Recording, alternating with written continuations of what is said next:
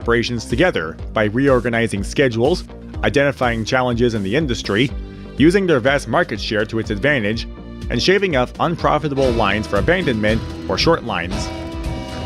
Those same methods BN used to live, thrive, and survive would also be implemented in the country's other successful railroads like the Santa Fe, Southern Pacific, Union Pacific, CSX, Norfolk Southern, and Penn Central's successor, Conrail. Collectively, these lines became known as the Super 7. By the mid-90s, though, another wave of consolidation was bringing that number down. The Union Pacific had been merging with other Western railroads throughout the decade, slowly but surely approaching BN's overall mass. In 1995, UP acquired the Chicago and Northwestern, one of its last Midwestern competitors. For the first time in its 25-year life, BN found itself outclassed and potentially a new target for the next and final round of mergers. Fortunately for BN, it found a mutual partner.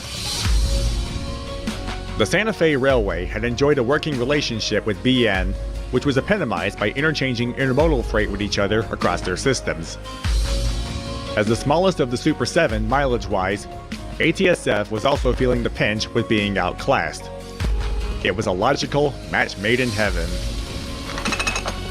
On September 22, 1995, the Burlington Northern Santa Fe Railway was formed, with formalities lasting until the end of the following year.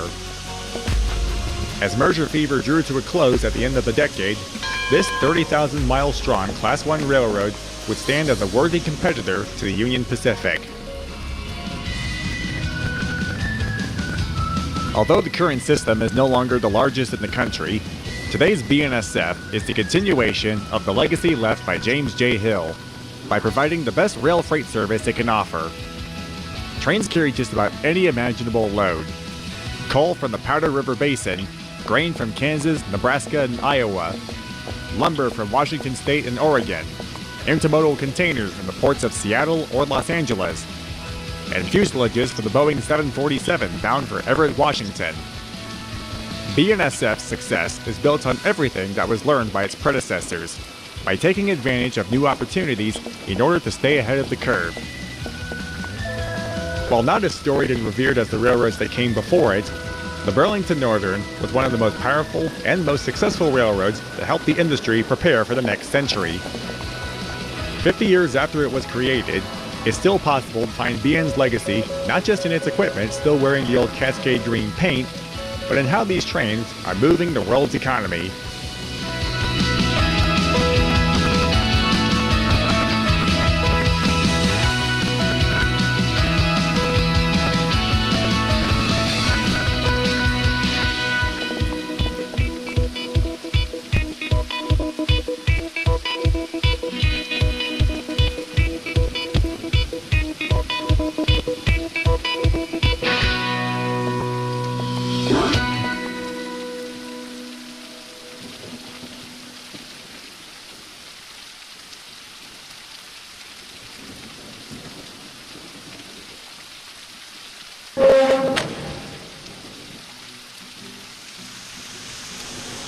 On April 12, 1862, a northbound train is being led through North Georgia by an engine known simply as the General.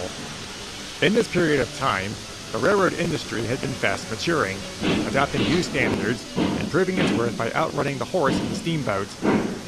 Part of their success can be seen in the 440 American Standard type of steam engine, of which the General has been reliably moving trains